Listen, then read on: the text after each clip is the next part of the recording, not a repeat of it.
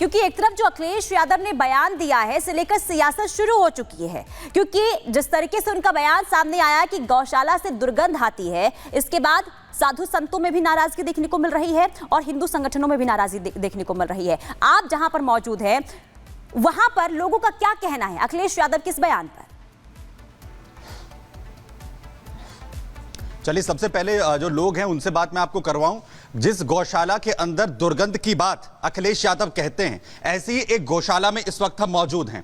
वहां पर आप देखेंगे कि कितनी बड़ी संख्या में आप गायें यहां पर देख रहे हैं और जो यहां पर गौपालक हैं वो लगातार इनकी सेवा में लगे रहते हैं। और ये आप देखिए यहां पर जो व्यवस्थाएं हैं किस तरीके से। और मैं आपको बताऊं पुनीता, जिस दुर्गंध की बात की जा रही है, मुझे यहां पर खड़े होकर वो सुगंध लग रही है। एक भीनी भीनी सुगंध है, एक जैसे मिट्टी के अंदर जब शुरुआत में पहली बारिश की जब फुहारें पड़ती हैं, वैसी सुगंध जब होती है चारों तरफ, तो ऐसी सुगंध यहां पर नजर आ रही है जो हम इस वक्त उसे महसूस कर पा रहे हैं। और आप देखिए, आप जो गायें यहां पर देखेंगे वो कितनी सुव्यवस्थित तरीके से जो अपना चारा है वो ले रही हैं। और इनके लिए जो गौपालक हैं वो इसी तरह से रोज की ये दिनचर्या है, इनकी सेवा में लगे रहते हैं। और जो दुर्गंध की बात हो रही है उसे लेकर कितने आहत है ये लोग, इनसे भी जरा बात करने की कोशिश करते हैं। बाबूजी, क्या नाम है आपका? मेरा नाम प्रभु शरण है।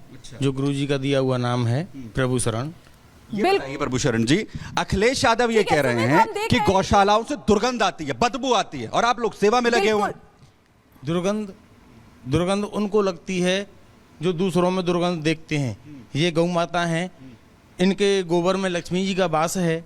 यहाँ गौ माताओं की सेवा में सुगंधी आती है, मध्यम सुगंधी आती है। पहले बूचड़ खाने चलते थे, उसमें सुगंध आती थी क्या? उनमें बूचड़ खानों में गायें जी इनको ले जा करके काटा जाता था, तो वहाँ उनको बदबू लगती थी। वहाँ की बदबू को वो यहाँ महसूस कर रहे हैं इस सुगंधी में, जीते जी में।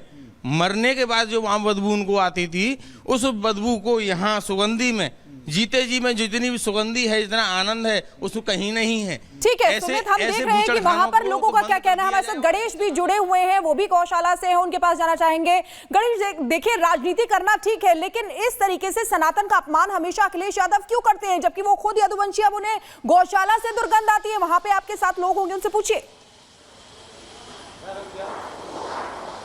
देखिए, इस समय मैं दिल्ली की एक गौशाला के अंदर मौजूद हूँ। मैं गौशाला की तस्वीर पहले अपने विजय से कहूँगा दिखा दें। संतोष, एक बार तस्वीर दिखा दो कि गौशाला में क्या, क्योंकि दुर्गंध कहीं से भी नहीं, क्योंकि मुझे यहाँ खड़े हुए काफ़ी समय हो चुका है, मुझे कहीं से भी यहाँ दुर्गंध की वनक जरा से भी नहीं रही है। और देखिए, जहाँ तक निगाह जा रही है, यहाँ पर लोग हैं, लोग सेवा भाव से नजर भी आ रहे हैं। जो यहाँ पर गौ सेवक है उन्हीं से बात कर लेते हैं। स्वामी जी, कि आप ये बताइए, अखिलेश यादव का कहना है कि उन्हें गौशाला से दुर्गंध आती है। ये उनका बिल्कुल गलत कहना है। हमारे यहाँ कहा गया कि सादर सुमरण जे नर करें ते गोपद यो भवनित तरई, तो ऐसा तरने के लिए बताया गया है। और भगवान श्री कृष्ण ने स्वयं कहा, गौमध्य बसाम में हम ब्रह्मा जी से वरदान मांगा कि मेरा वास गौमध्य के बीच में हो, ऐसा वास मांगते हैं। और उनका ये दुर्भाग्य है।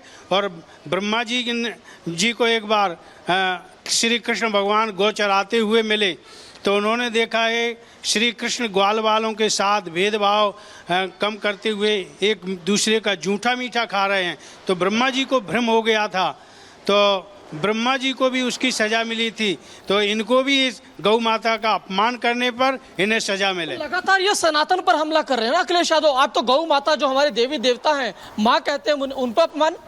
बिल्कुल अपमान है ये। गौ माता इनको नष्ट कर देगी यदि ये इन्होंने माफी व क्षमा नहीं मांगी। कुछ और भी लोग हैं। देखिए, लगातार इस बड़ी खबर पर लगातार नजर बनी हुई है। खबरों में आगे हम बात करेंगे। आखिरी जो समाजवादी पार्टी के मुखिया अखिलेश यादव ने जब तंज भरे लहजे में कह दिया कि गौशालाओं से तो दुर्गंध आती है, तो ये विवाद का मुद्दा बन गया। बीजेपी ने तुरंत अखिलेश यादव पर हमला बोल दिया। साधु संत, हिंदू धर्म गुरुओं ने भी अखिलेश के बयान पर नाराजगी जताई।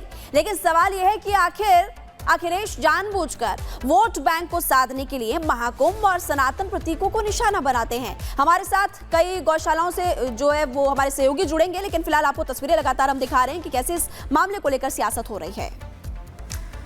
बिल्कुल, लगातार सियासत हो रही है। हमारे दो सहयोगी सुमित और गणेश लाइव जुड़ चुके हैं। सुमित, मथुरा से लाइव हैं और गणेश भी हमारे साथ जुड़े हुए हैं और काजल का भी रुख करेंगे, लेकिन सबसे पहले सुमित आपके पास आते हुए और ऋतु भी हमारे साथ जुड़ी हुई है। सबसे पहले आपके पास सुमित आते हुए, क्योंकि एक तरफ जो अखिलेश यादव ने बयान दिया है इसे लेकर सियासत शुरू हो चुकी है, क्योंकि जिस तरीके से उनका बयान सामने आया कि गौशाला से दुर्गंध आती है, इसके बाद साधु संतों में भी नाराजगी देखने को मिल रही है और हिंदू संगठनों में भी नाराजगी देखने को मिल रही है। आप जहां पर मौजूद हैं वहां पर लोगों का क्या कहना है अखिलेश यादव के इस बयान पर?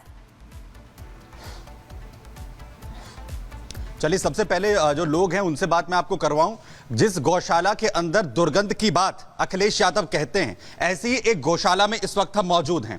वहां पर आप देखेंगे कि कितनी बड़ी संख्या में आप गायें यहां पर देख रहे हैं और जो यहां पर गौपालक हैं वो लगातार इनकी सेवा में लगे रहते हैं। और ये आप देखिए यहां पर जो व्यवस्थाएं हैं किस तरीके से। और मैं आपको बताऊं पुनीता, जिस दुर्गंध की बात की जा रही है, मुझे यहां पर खड़े होकर वो सुगंध लग रही है। एक भीनी भीनी सुगंध है, एक जैसे मिट्टी के अंदर जब शुरुआत में पहली बारिश की जब फुहारें पड़ती हैं वैसी सुगंध जब होती है चारों तरफ, तो ऐसी सुगंध यहां पर नजर आ रही है जो हम इस वक्त उसे महसूस कर पा रहे हैं। और आप देखिए, आप जो गायें यहां पर देखेंगे वो कितनी सुव्यवस्थित तरीके से जो अपना चारा है वो ले रही हैं और इनके लिए जो गौपालक हैं वो इसी तरह से रोज की ये दिनचर्या है, इनकी सेवा में लगे रहते हैं। और जो दुर्गंध की बात हो रही है उसे लेकर कितने आहत है ये लोग, इनसे भी जरा बात करने की कोशिश करते हैं। बाबूजी, क्या नाम है आपका? मेरा नाम प्रभु शरण है, जो गुरुजी का दिया हुआ नाम है प्रभु शरण।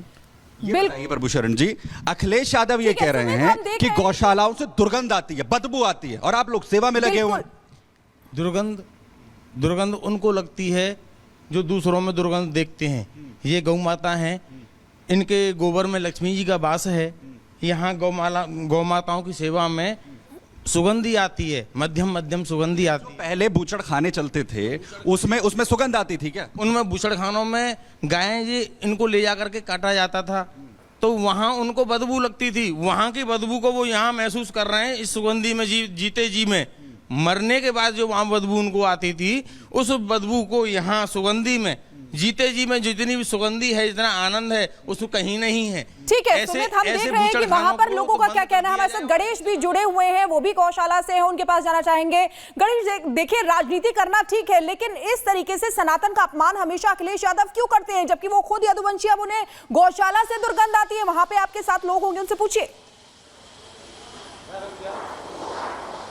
देखिए, इस समय मैं दिल्ली की एक गौशाला के अंदर मौजूद हूँ। मैं गौशाला की तस्वीर पहले अपने विजय से कहूँगा दिखा दें। संतोष, एक बार तस्वीर दिखा दो कि गौशाला में क्या, क्योंकि दुर्गंध कहीं से भी नहीं है, क्योंकि मुझे यहाँ खड़े हुए काफ़ी समय हो चुका है, मुझे कहीं से भी यहाँ दुर्गंध की वनक जरा से भी नहीं रही है। और देखिए, जहाँ तक निगाह जा रही है यहाँ पर लोग हैं, लोग सेवा भाव से नजर भी आ रहे हैं। जो यहाँ पर गौ सेवक है उन्हीं से बात कर लेते हैं। स्वामी जी, आप ये बताइए, अखिलेश यादव का कहना है कि उन्हें गौशाला से दुर्गंध आती है। ये उनका बिल्कुल गलत कहना है। हमारे यहाँ कहा गया कि सादर सुमरण जे नर करें ते गोपद यो भवनित तरई, तो ऐसा तरने के लिए बताया गया है। और भगवान श्री कृष्ण ने स्वयं कहा, गौ मध्य बसाम में हम ब्रह्मा जी से वरदान मांगा कि मेरा वास गौ मध्य के बीच में हो, ऐसा वास मांगते हैं। और उनका ये दुर्भाग्य है। और ब्रह्मा जी को एक बार श्री कृष्ण भगवान गौ चराते हुए मिले, तो उन्होंने देखा है श्री कृष्ण ग्वाल वालों के साथ भेदभाव कम करते हुए एक दूसरे का जूठा मीठा खा रहे हैं। तो ब्रह्मा जी को भ्रम हो गया था, तो ब्रह्मा जी को भी उसकी सजा मिली थी। तो इनको भी इस गौ माता का अपमान करने पर इन्हें सजा मिले। लगातार ये सनातन पर हमला कर रहे हैं ना अखिलेश यादव। आप तो गौ माता, जो हमारे देवी देवता हैं, माँ कहते हैं, उन पर अपमान, बिल्कुल अपमान है। ये गौ माता इनको नष्ट कर देगी यदि ये इन्होंने माफी और क्षमा नहीं मांगी। कुछ और भी लोग हैं। बिल्कुल, लगातार इस बड़ी खबर पर लगातार नजर बनी हुई है। खबरों में आगे हम बात करेंगे। आखिरी जो